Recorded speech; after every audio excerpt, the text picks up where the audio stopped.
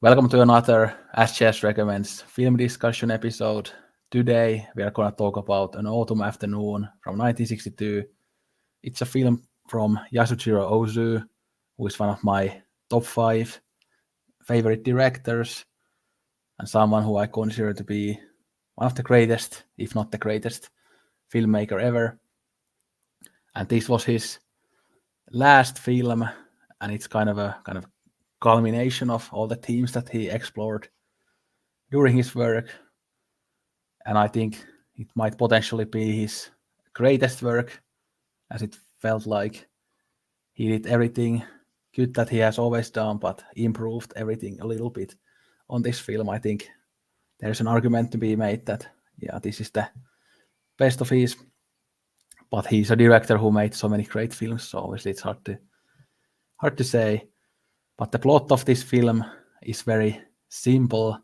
It's about a widower who has a 24-year-old daughter who is still single, and the father thinks that, again, his daughter should get married, and then he tries to set the marriage up. And then we see lots of these family dynamics, but also we have the widower and his friends, and there's lots of subtle comedy in there. And even though this film is a kind of a drama film, it actually is quite funny as well in a low-key, subtle way. And this was my second time watching the film, and I have to say that I shed some tears in the end because it was just so emotional. I absolutely love watching this film again, and hopefully I can see this one in the cinema someday, as it might be his best-looking film, so I'd love to see it in the cinema. But now I'm going to ask Altaz, what did you think of this film? Yeah, I love this film. I absolutely love this film, and for those reasons that you said too, it's like it's so subtle, but there's so much when you look at the detail. But it's yeah, it's just really touching. There's the humor is great too. Like after watching it once, I was still kind of scanning through the film again to kind of prepare for this chat, and it's just I would just start laughing at the different scenes because there's just so many little, like there's so much like humor in there, but then there's the human element that's just really touching and always beautifully done, so subtly by Ozu, but it still ends up being so affecting. And yeah, and by the air, and I mean, how can you not just start tearing up? Yeah, you got to be made of stone if you if you don't tear up and really feel the heart of the film. So now we could talk about it first without the spoilers a little bit, because I mean, this has some plot points, I guess, that shouldn't be spoiled, even though if one has seen an Ozu film, they probably can kind of expect what happens in this one. Well, I think, guess for people who haven't seen any Ozu films, I think this would be even a good place to start, maybe, because it's one of his best films. It's very kind of typical story for him and very typical of his style. And of course, as this was his last film, he had been working with color for a few years at this point, and he kind of had mastered black and white bit, but he also mastered color immediately, which is obviously very impressive, just like he did back in the 30s when he changed from silent to sound film. He also mastered both of those formats, so he was a very incredible artist in that way. And this is like, again, this to keep the team discussion very kind of surface level for now, but this has that modernity tradition battle, and I think this is the best exploration of that theme in Osu's filmography. As of course, at this point, this was the early 60s. There was quite a bit of time had passed since World War II, so the Japanese society had changed quite a bit since that, but obviously Ozu tackled that theme even in the late 40s and 50s, but then the society hadn't changed as much yet. But we see in this film like the American influence in Japan, and like we see a bit of that kind of technological advancement as well, and how everything already looks so modern and new, even though it's early 60s. So it's not that modern to us, but it still looks like very fresh and new and very industrial. But again, Ozu shoots that in such a beautiful and methodical way that you can just watch this film and only focus on the aesthetics and really enjoy the experience. Like again, Tony always says that it's kind of like Mondrian paintings. So that, like the films look like that. 100%, yeah. 100%, yeah. Everything you said, I agree with.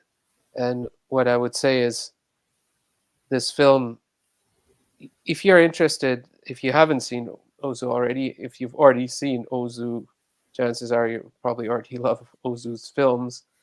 But even if you're not rank him very highly and you've seen his other work, I mean, if you haven't seen it for some reason, of course, definitely this is a film for you to watch and really reevaluate what you think about Ozu as a filmmaker. I obviously discovered Ozu films, started watching them just, I guess, late last year, early this year.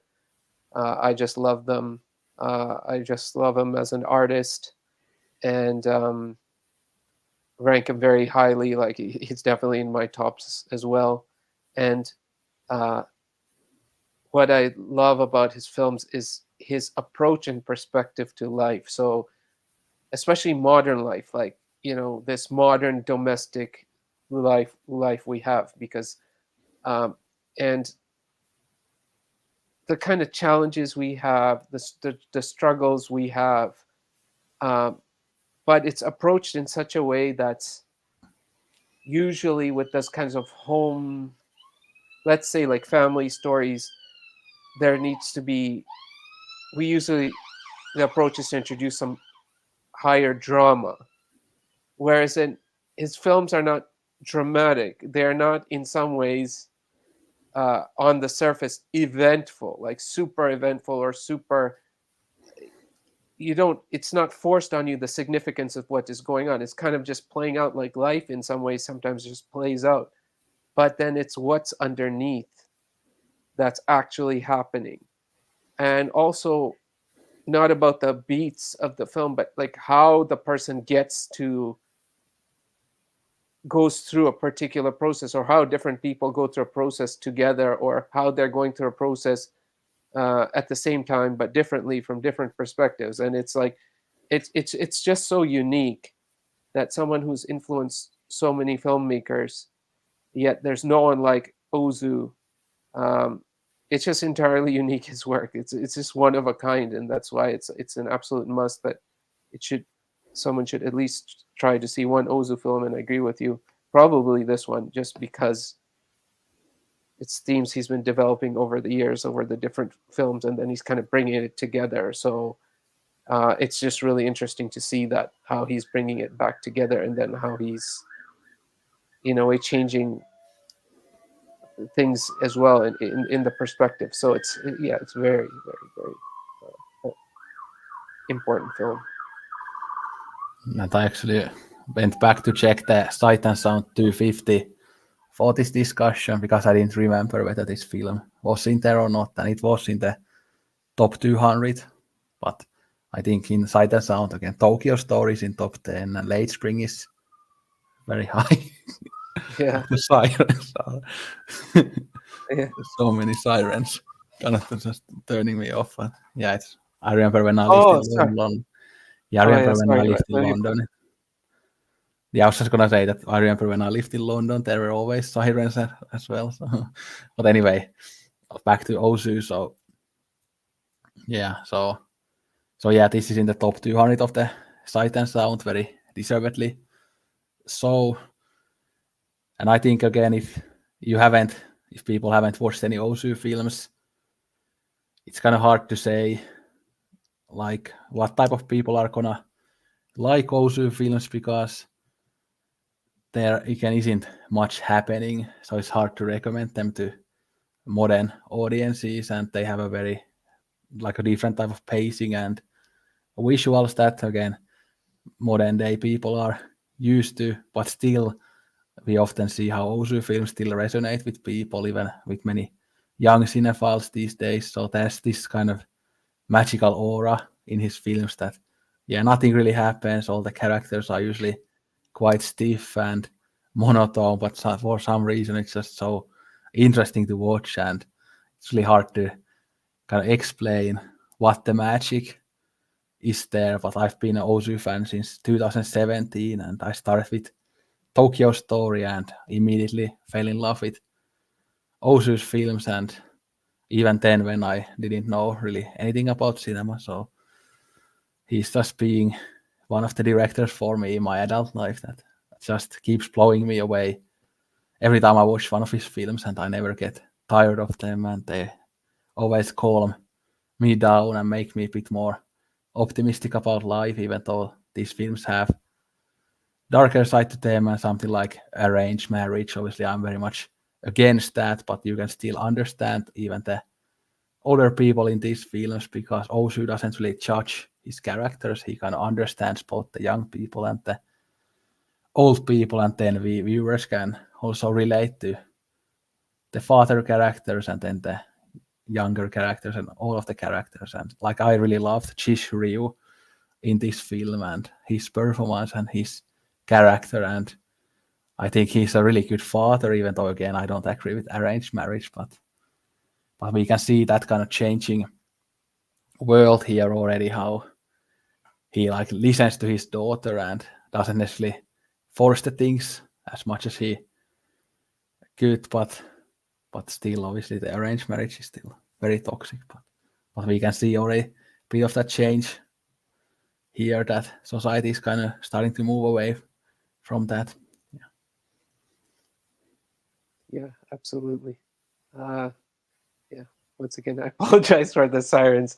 But Yeah. like, I can see. It was so funny, like how you noticed it and I didn't, and then it made me realize, oh, that's totally because you're used to it. So it's like almost like I had tuned it out and it was going on, and it was making all this noise and disrupting you. But it's like I wasn't, and then I was like, oh yeah, wait a minute, there are sirens going off. It must be coming. So I didn't. That. Uh, yeah, and everything you're saying is yeah, exactly the thing. It's very hard to describe his films in a way because sometimes you watch his films and you come away and you're like, okay, that was such a great film. And then as an activity you try to think, okay, so like what was that film about? And initially when you think of the description of what the film is about in a very simple one sentence way, you're like, okay, someone's gonna just think, what's special about that? Like that doesn't sound like anything. Like that sounds like nothing. But it's not nothing, and it's like unless you experience it, it's very hard to in a way sell his film and say, oh, okay, it's this, it's that. But it's he's obviously known for creating his own kind of grammar in film. He's just entirely unique, like you said. Like he's so unique in he constructed his films to a greater degree in terms of even he decided what each thing means. Like he didn't use a convention to communicate and say, my film within this convention.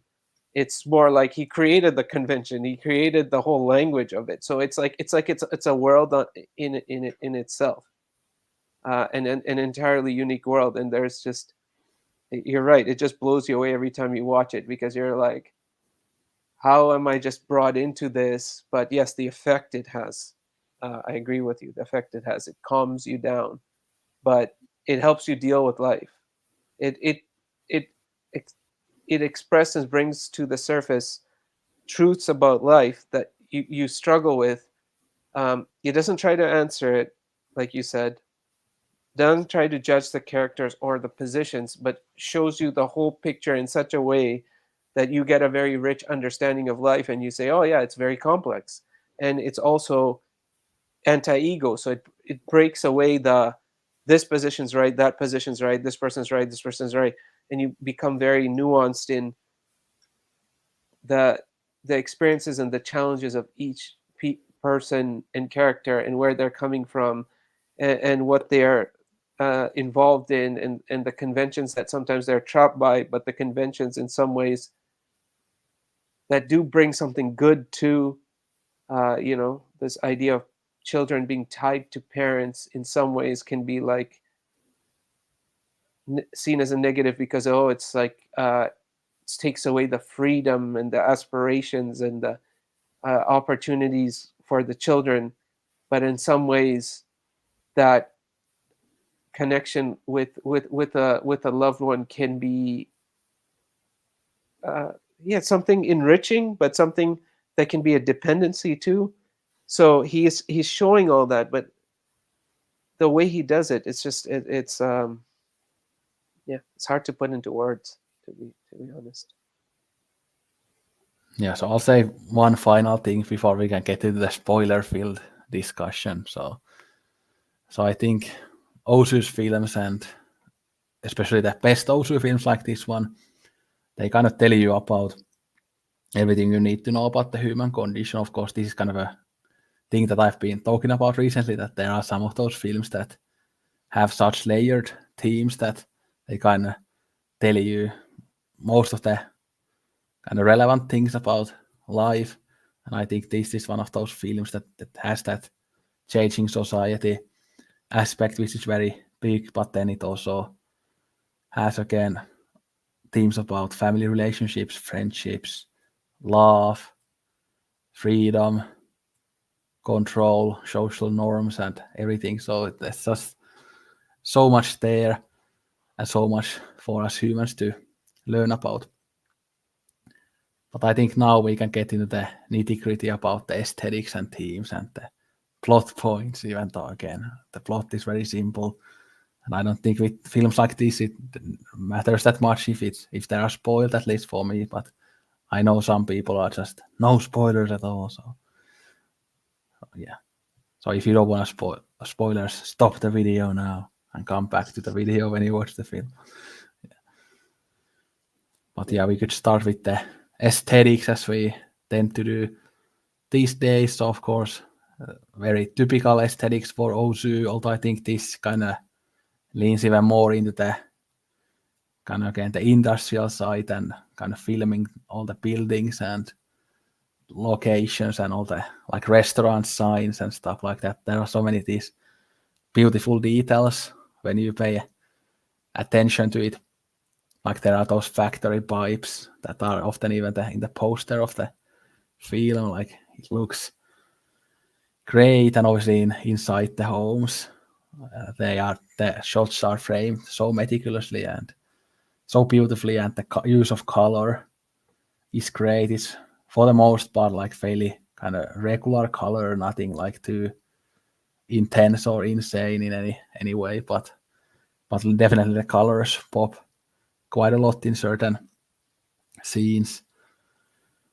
And yeah, I absolutely love the Ozu style again, the still shots, the his kind of trademark angles and everything. It's just exactly my type of style, and how he positions the actors in the shots, and how he focuses on like very small details in the homes. Like in some films, there might be like a red kettle or things like that he focuses on, but those are like legendary shots, even though you wouldn't think that something like that is that amazing, but it ends up being really amazing. And there are many great shots of the kind of emotions of these people, like when the main character, the widower, played by Chishuryu, is crying near the end. Like those shots are just insanely beautiful.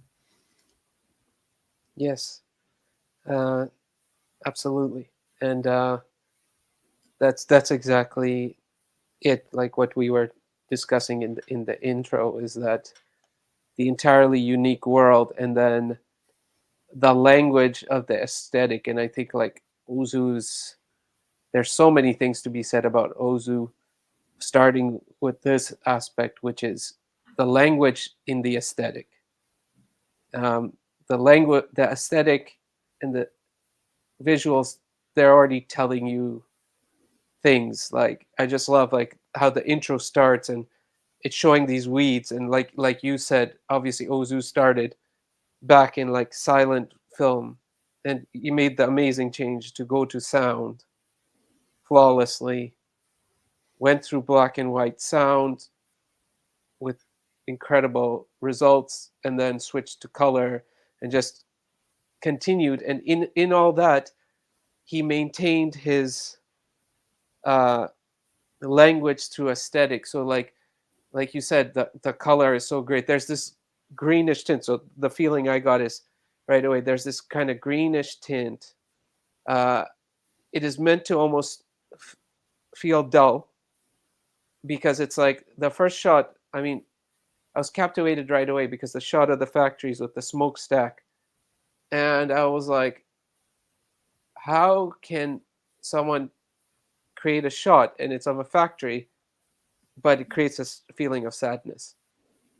So it's a kind of sad factory, and so we're like outside where it's framed, and then we go the next cut, and it's a little bit closer in the factory, and then the next cut is basically the shot from um, uh, Shuhei's office, looking out at the factory. So we're like going into the world of Shuhei in these three shots, but we're also going into the world of a modern industrial Japan. We are also going into the world of a very methodical clock watching world, full of a very regulated world where it's like industry. So it's a factory, so everything has to be like clockwork. There's a shot of the hall. We see the clock. We see it's the afternoon. Uh, all these kinds of little details already setting you up into this whole world of the film. And on top of that, he uses these shots, like you said, they're like he uses them as like, I guess, establishment shots, or so you know where you are in terms of the geography of the city itself, and the kind of area it is. So you can tell where something's industrial, something is affluent, something is kind of like an alley, where areas where people go for like refreshment, then there are poorer areas, and there's like in between areas. So he's doing shots like that to let you know the whole world he's taking you in.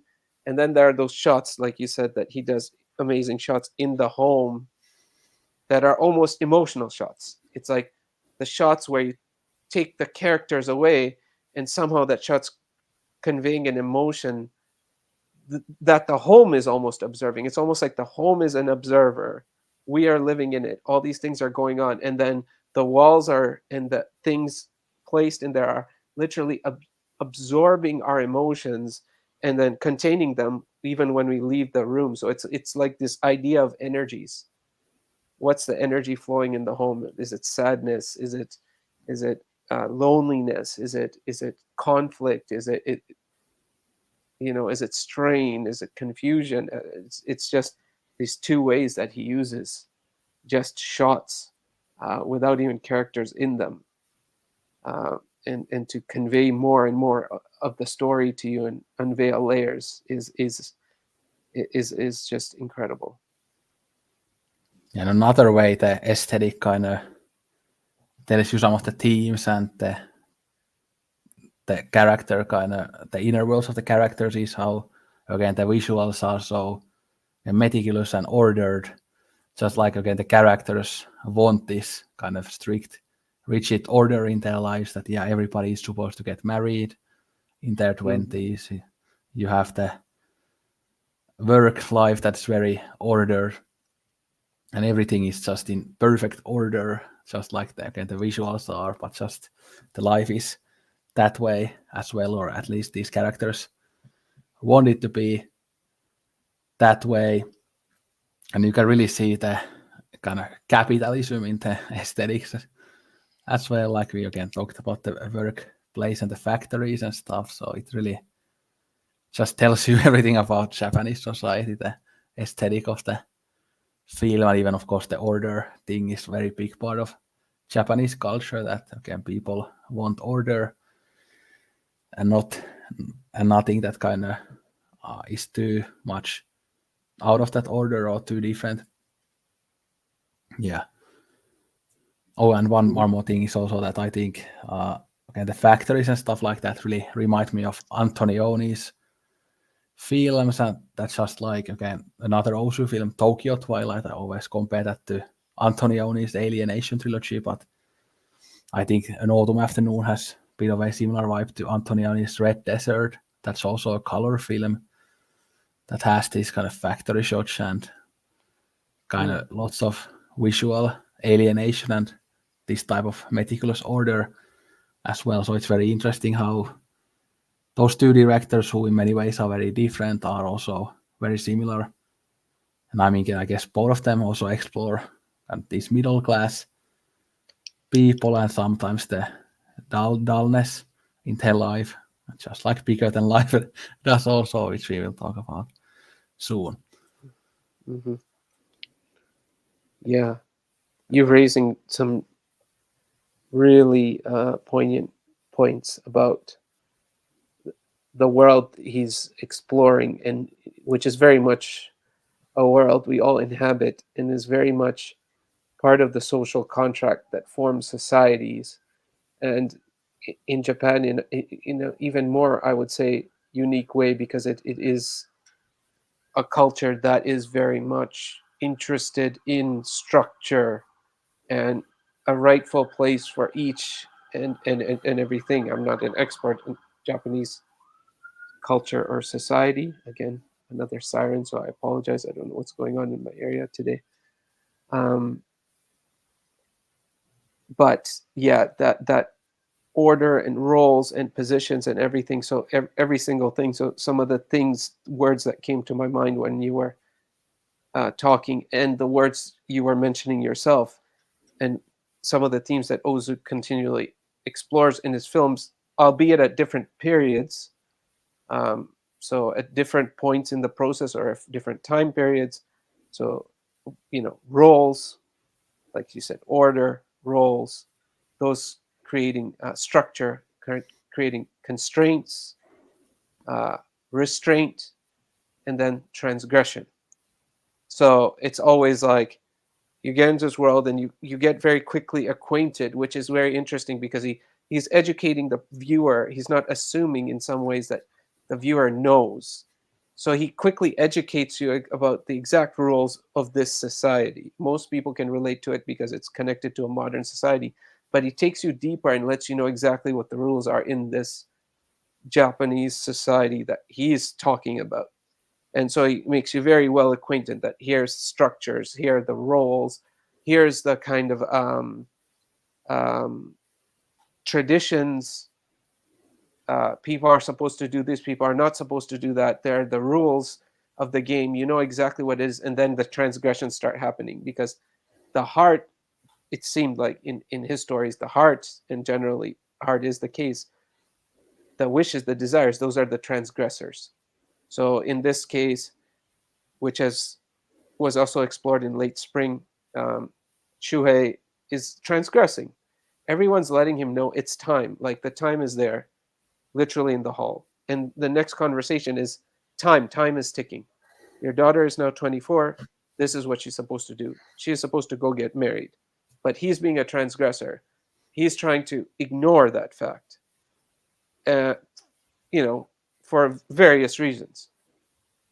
You know, but mainly because he's lonely or he doesn't want to let his daughter go.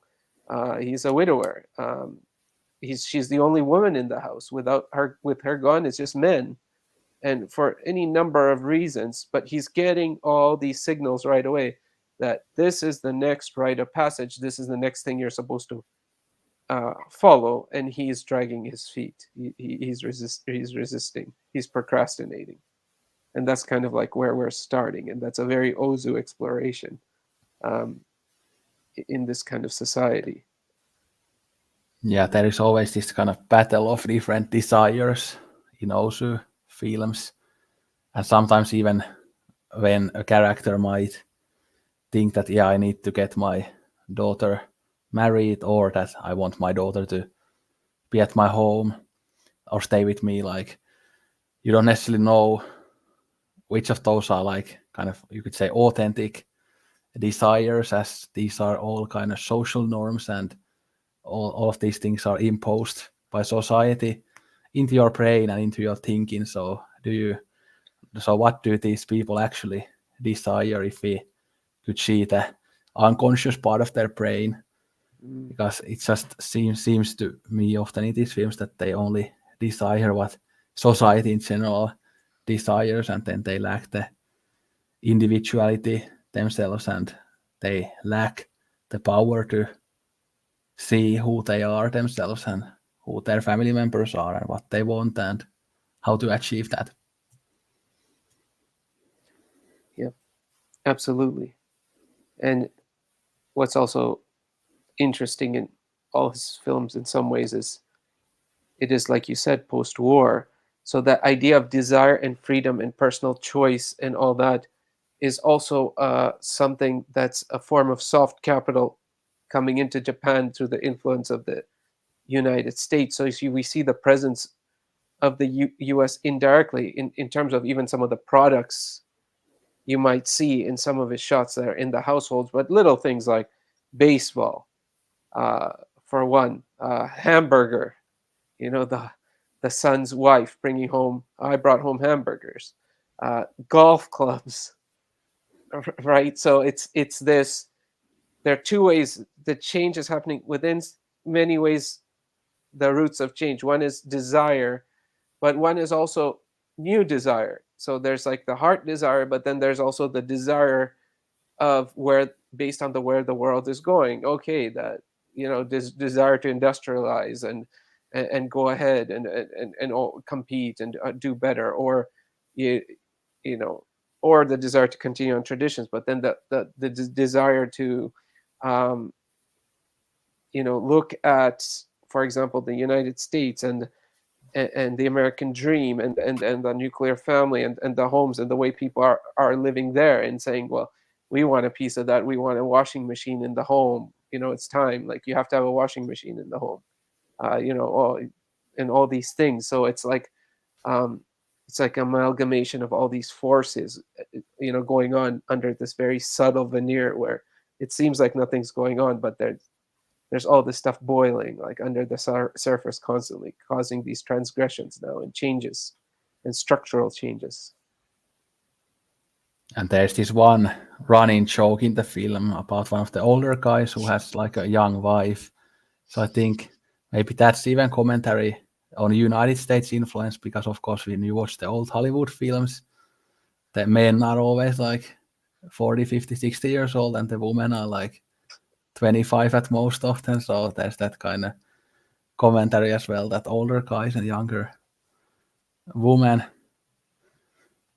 And then Yeah. I was also gonna say this other thing a bit earlier, that I think one of the reasons that this film and also films and many of these post-war films still resonate with us in the 21st century is that we have also lived in a period in the past couple of decades that has had very like big changes in society and in the world. Like, for example, again, how internet has developed, social media, iPhone in 2017, and late stage capitalism and all these things. So we can really relate to this type of world where even like a 10 years difference can be such a huge thing that it feels like after 10 years everything feels different than it did 10 years ago.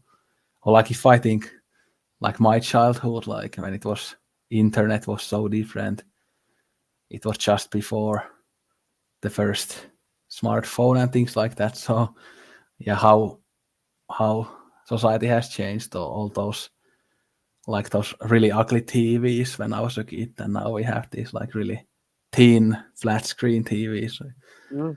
with 4K and even 8K possibilities. So like so many changes in a short period of time. So I think that's one of the reasons these film really these films really resonate today as well.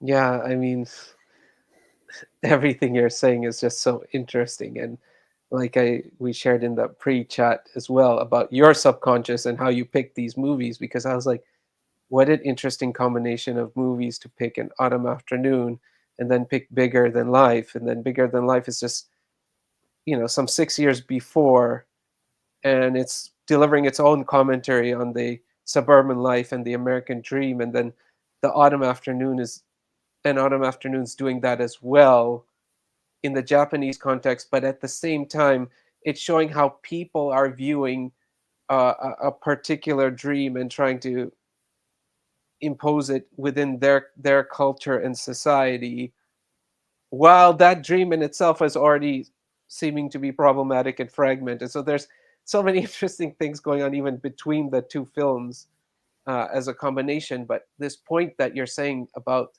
that running joke about the husband with the younger wife, and I think that was also in Late Spring, where the older man and why don't you remarry, and in that the character that Jishu is playing is also being encouraged to go marry a younger wife. So this seems to be a theme that's there, and in this film, it made me think exactly like you said. One is that where okay, this idea that okay, yeah, you can marry again, you can do that. The moral codes are changing, uh, but then at the same time, there's an aspect that's like, oh wow, like what is this very young girl, the age of Shuhei's daughter, doing marrying someone of the age of Shuhei? Like, what doesn't she have any other aspirations for life? Like, and when he dies, she'll be left lonely. Like, doesn't that matter? So part of it is this patriarchal society that you can actually the advantages you can take within this patriarchal society because women still don't seem to have an agency of their own. However, there's also evidence of growing agency because while they're sitting there in these male spaces that generally, other than like the woman that's waiting on them, is not really supposed to be in there, but the woman waiting on them is joining in their conversation. But more importantly, that young wife is allowed to come in, and there's this shock to the group of friends that, oh, what you've invited your wife? Oh yeah, of course she's welcome. And he's like, yeah, we do everything together. So this change in their friend too is throwing them off a bit, because now there is this change, there is this agency that even with the the brother and his wife, there's this commentary about the meekness of the brother with respect to his wife. He's not really dominating or showing he's ultimately the head of the household, but this meekness of husbands is also a theme that's in Flavor of Green Tea Over Rice and all that kind of stuff. um, so yeah, there's a lot going on there, in terms of the domestic sphere and the changes and the expectations and the rules.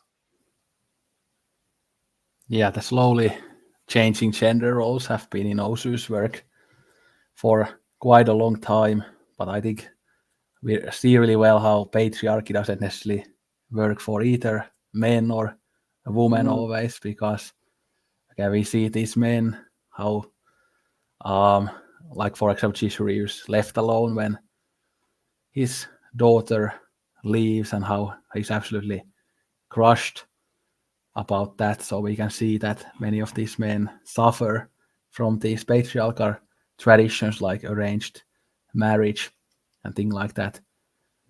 And of course, it's interesting how in the Chishuryu characters, again, family, he still has his son left or one of his son left living, but he seems to kind of care more about his daughter for whatever reason, and he still feels really lonely even though his son is still there. So I wonder what that says about these people's psyches and Japanese society. yeah, absolutely. Yeah. I mean, yeah, what you're saying about the patriarchy not working. I mean, that scene where he takes his oldest son to the bar, where the woman works, who the father believes bears a striking resemblance to their late mother. And I'm like, what a sad scene that is, and demonstrating exactly what you're talking about, the failure of patriarchy. Because here are these two men, father and son, and they can't share the grief of losing a very important woman in their life. For one, a mother, for one, a wife, a life companion, and the sadness they feel. And they can't talk about that sadness. Instead, they're talking about, ah, does she look like your mother? Yeah, yeah, she kind of looks like my mother, and all this kind of, not like unimportant dialogue. And that's about all they can do is like share a drink. And I also believe, I don't know if it was, if I'm misremembering this detail, but it's like the father is drinking, but the son is not. So there are all these like little conventions, like, but when he's sitting there with his friend, they're both drinking. So it's like these rules, like, oh, I'm not going to drink around my father, and all these kinds of things, which I know because it's like, it's common in even Asian cultures. It's like, oh yeah, you drink with your friends, you don't drink with your father, that kind of thing. Um, but even the changing roles that you're mentioning, because you're mentioning the young son who's the teenager, and he's a very typical teenager, and he's just kind of lumbering around the household expecting everything to be done for him by his sister and all this, does this very interesting thing where he starts becoming the carer right at the end. He starts telling his dad, don't drink too much, which is what the daughter was continually telling him. And you don't need, I don't want you dying on me. And then he also says, dad, like, he tells his father, like, go to bed, like, um, I'll make you breakfast in the morning. So he's very much now entering this domestic sphere that his daughter's supposed to take up. And then curiously, like you said, it's like the daughter he cares about more, but with his friends he says boys are best, over having girls, where clearly that's not the case. The whole time he's relying so much on his daughter that that statement makes no sense. It's a dishonest statement, and the audience can see through his facade that he's just saying that as pain because he had to lose his daughter. But he doesn't really believe, you know, boys are best, or having sons is the best, because he doesn't have really deep relationships with his sons at all. Um, so yeah, really, really like interesting things here, like bringing up that pervade in the film. Yeah, and I think again, like you said, the son is trying to fill the role of the daughter, but I guess again the Chisryu character is still very sad, so there is not, so the older generation doesn't believe that a man can fill a traditional like female role in the household or in society. So the tradition says that these roles need to be very rigid. They need to stay the same. But then we see that the younger generation are willing to maybe change these roles a bit and not let something like gender affect like a person's role in a family or in society as much as this older generation does. Mm. And I think one of the interesting and funny things about this film is also like in the restaurant when they are singing the military songs and stuff. So Yeah, yeah. also that shows the traditional mindset of these people to like clinging into the past and the glory days and being in the military, and maybe they are clinging also into like old school forms of masculinity because Mm. the military is kind of representing that. And of course, they get very emotional and nostalgic about that. But to us Mhm. viewers, it's more like funny and looks kind of stupid as well. But to them, it's very important. Oh yeah, oh yeah, absolutely. And yeah, just the amount of just drinking, like just getting intoxicated and just hanging out with friends, and like getting drunk, and then yeah, either joking about your friend's like new young wife, or like or just breaking into memories of military Japan. I think at one point there was also a discussion like, what if we had won the war? Do you think what would have been different? And all these, things we don't think about, and that you continually raise as well. that when you watch military movies and stuff like that from a particular culture and perspective, you miss this very unique perspective, like, because these people have to continue on in life after that war ended, and so life doesn't just end, and they have to go forward, but they do have that legacy with them. They did go through that. They did form bonds while that was going on, and at a certain point, many maybe felt that they're doing the right thing, or they just felt like I had to do my duty and do this, or they were conscripted and forced into it, whatever it is. But it leaves this legacy and this complexity and this almost lost generation aspect. So you can feel the exhaustion and weariness of their lives in a way that they've been forced to kind of change, and then it got into this salaryman world where you just go to work, you do your thing, and you kind of keep a home, and you just repeat like day after day after day. And then you see this kind of, and then these little male bonding things, rituals you have to do, go to the bar or drink and all this, and keep the women out and all these things, except for women that work at the bar or are serving you, then you let those women in. It's very, you can feel the weariness and the weight of the world, especially when you bring in the teacher aspect to the with the gourd entering their world, because that's also a significant part of the film. Yeah, kind of like you said, it shows this like very dull cycle of life for these people, that you have awful work schedule, then you have all this family trauma to take care of and upholding tradition, and then you have to drink like every day to drown your sorrows and stuff. So it tells like a very sad story about Japanese culture. And here we can also see the difference in the gender roles, as again the men are the ones who go drinking, and they are the ones who feel like very alienated, and they have to have that escapism to hold their sanity. Yeah, yeah, exactly.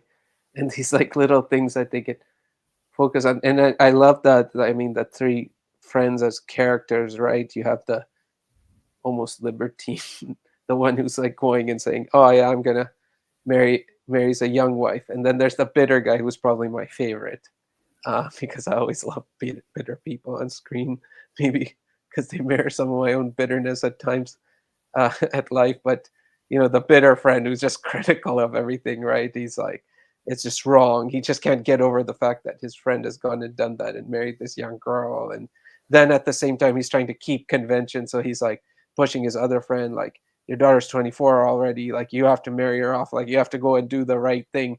And so he's also a very interesting character, because he's trying to keep this propriety, but he's like trapped in the same world, mm, as them. But at least he seems to have a decent home life. So when they go to his home and stuff, there seems to be he seems to have a fairly good kind of home life in a way, uh, with a good wife and everything like that.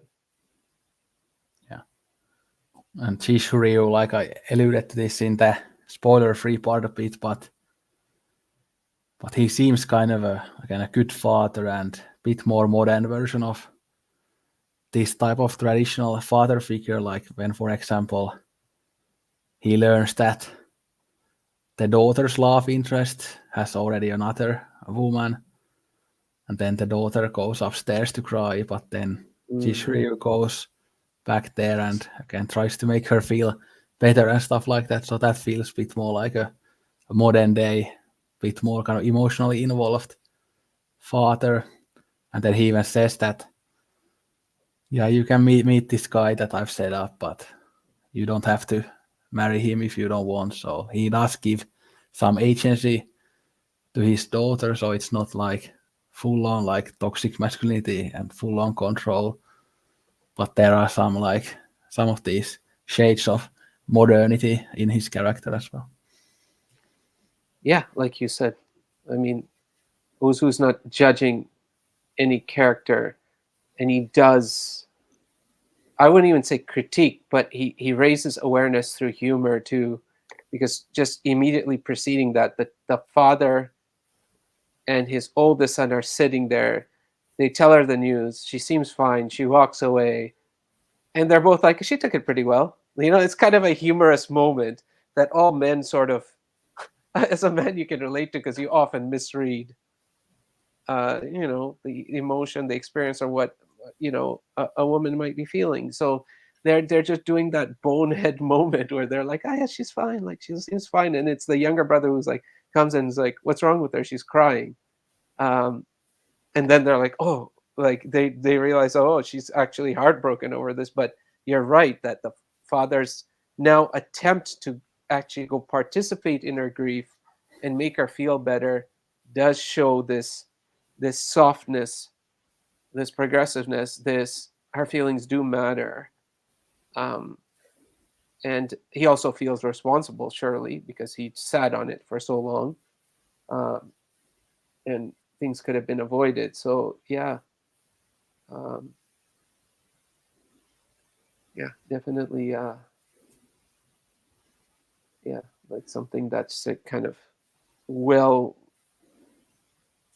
kind of put together to kind of get these all these little points and things across, or help us raise awareness about all these kind of things going on, but with humor too, in a way that is it is funny to see them fumbling around a bit.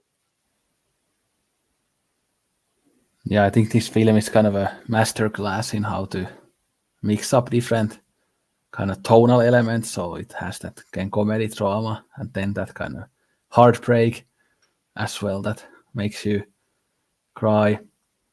And it really, this is like probably one of his more kind of traditionally entertaining films as well as can you laugh following these characters and the dialogue and the jokes, like even they pull up that prank, Chisurius friends that, oh yeah, we already Yeah, gave yeah, that guy to yeah, someone other yeah, woman. But yeah, we were just lying and yeah. yeah, exactly. That kind of what you say, like male bonding, teasing, and like riding the other person, and these pranks. And when they told the waitress to before, oh, he's dead, like he passed away, we're planning his funeral, and all this kind of stuff. So obviously they're laughing about all these things too about their life because they're clearly aware. Once again, what you said, failure of patriarchy. They can't fully connect with themselves, connect in that way and say, oh yeah, like mortality, like we're gonna die. So then they make all these jokes about mortality. Or they can't say, oh, their insecurity about impotence and now going into a different stage of life, so they make jokes about impotence, and constantly making these double entendre jokes, and all this kind of ragging and teasing, and this kind of almost like military type behavior, uh, that you would kind of expect. And so you're right that it's bringing all these elements, and then it brings in the other element, the whole story of the teacher, this very sad thread, in this way, a teacher they taught them like 40 years ago, and the one who's kind of mirroring Shuhei's conflict, in that he didn't pay attention to his daughter's needs, or that she needs the convention that she needs to get married. He was a widower, so he just chose to let her take care of him, and she has this kind of bitter, difficult life where all she has to do is like take care of her father, and who comes home and doesn't earn much, and it doesn't have much kind of respect and position anymore. So there's a decline of tradition example there too, and we see like the poor area that he lives in and the condition he lives in, and you know we have this whole question of, is Shuhei gonna just end up following his teacher's example, or is he gonna learn from his teacher's example? So there's that other thread. So there's so many threads in this film underneath what seems like something so simple and straightforward. There are all these threads running of all these forces that are impacting their lives, and different people, and all this kind of stuff, and it's like this really rich tapestry of a film. Yeah, one thing to mention about the family thing is as well that okay, once these children of their parents leave out the homes, like they kind of stay out in a way that they don't even come to meet their Mhm. families. that Mhm. often, even though it doesn't have to be that way, but that seems to be kind of a tradition. I think they even talk about it a bit here that again once let's say your daughter leaves and marries, like it's good to leave them be alone and live their own lives and don't bother them. But obviously maybe healthier uh, like way would be that you would still stay in touch with your family probably and see them often and talk to them and stuff. But it feels like this is also part of the tradition that you almost kind of fully let go of your family and you exist in very separate worlds after that. And I think these people feel really sad about that, but that's just something that is just such a big part of the culture that they don't want to challenge that social norm. Mhm. Yeah.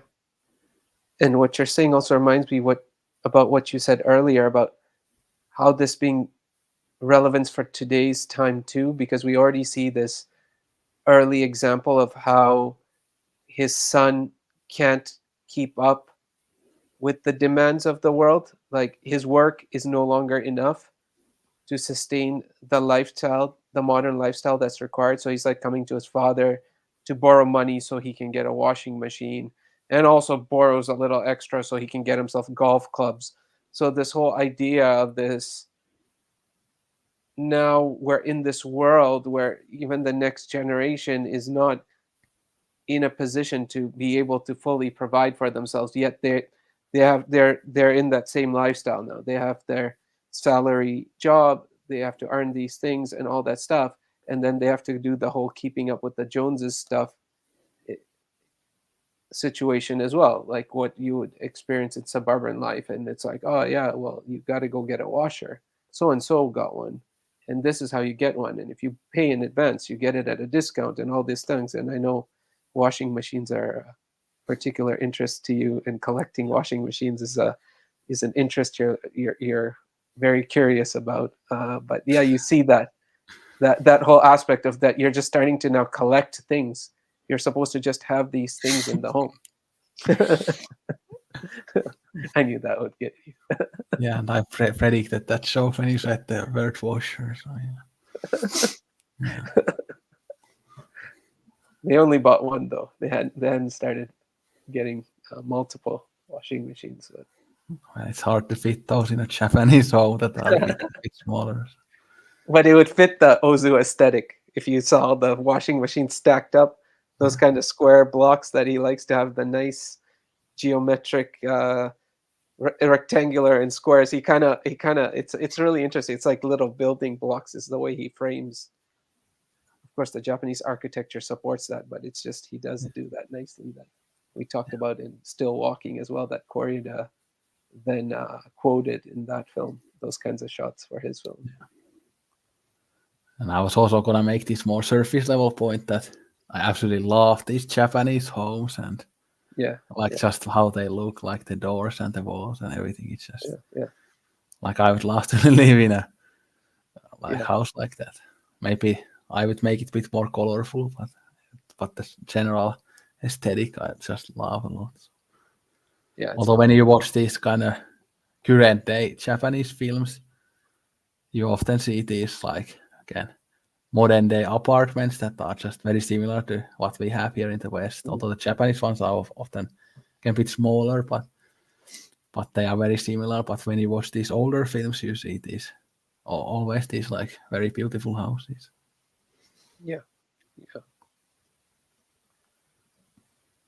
The only thing that was missing from this uh, Ozu, one of the like Ozu beats that can pervade in many of the films, is the vacation, the family, the little family trip, Yeah, or the little getaway. That was, which I think is also interesting because I feel like, I wonder if he purposely left it that kind of thing out to show the relentlessness of the life now. That in his previous films there was still space that people did get away. Oh, I went to the hot springs, or you take these few days away from life to connect or something deeper. Even in There Was a Father, they had this short getaway, but that curiously and very obviously missing from the beat of the film. I'm wondering if, yeah, he's now like it's now 1960 and he's just like, yeah, this life is relentless. That's all there is now. There isn't room for anything. Before there was a small sliver where people could get away, and now there's nothing. Like no one gets away. It's relentless of ness of life, but you have to keep it going, like the machinery, like the sad factory. You just gotta go on the treadmill every day, and you gotta run it the same day over and over and over. And there's very very little room for the getaway. Is now, I don't know, hitting golf clubs in a very urban environment with netting. That's, you know that's what modern life is now. There's no getaway now. Yeah, Me, that adds well to the other points that we've been talking about, like again, not being able to escape the social norms and the society, and how the society um, molds your entire existence, and you don't have your own individuality because you just do everything what you are told to do and how other people do. yeah. It's so interesting, right? Before the Marvel universe, there's the Ozu. It is a universe. This film is a universe of interconnected pieces when you think about it. The threads actually run from other films into like this film and this film to, like, you know what I mean? And then this whole universe of all in his creativity and his mind and the things he was concerned about, and the variations on the themes and stuff like that. So yeah, very very great film. You're absolutely right. And of course, our plan is to return to this universe in the future of the Yeah, podcast as well by yeah, probably watching films like Equinox Flower, for example, and yeah, Late Autumn. Both are also like late works of his that are really amazing. yeah. Oh yeah, I'm looking forward to that. Yeah, I always like revisiting back. So it's Ozu films are like soul films. You gotta every now and then you gotta put one on again just to take, help with the weariness sometimes at times, or some of the questions you have. Then there's Tokyo Twilight and The End of Summer as well. So many great ones. So we'll definitely talk about lots of Osu in the future, and of course we are gonna return to Koreda fairly soon as well. So that's Yeah, a bit of the similar thing. So, yeah, fantastic. but yeah, I'm glad that you loved the film, and I really loved watching it again. And yeah, Osu just keeps climbing up the ranks, and like I said in the beginning, he's a top 5 director for me. Currently ranked as number 4 after Lynch, Fassbinder, and Rome. So. Yeah, well, yeah, he's definitely right up top for me too. Um, I don't, yeah, usually, well, not being super well acquainted, so it's like I'm not used to kind of ranking, but it's like every time I watch this, I'm like, yeah, there's something his films do to me that it's just so unique, and it's always just such an enjoyable thing to just put on one of his films and like sit with it for a while. It's this, yeah, it's just like someone speaking to you, like, you're having a really nice conversation, but a real conversation. By nice doesn't mean we're only talking about joy, but we're talking about everything, like humor, sorrow, joy, and just it gives you that feeling that sometimes we bravely and stoically go forward in life, and we are struggling with all these things underneath. So it gives you a lot of solace, but also validation that, okay, of the strength we have to kind of deal with day-to-day life, and what it can bring.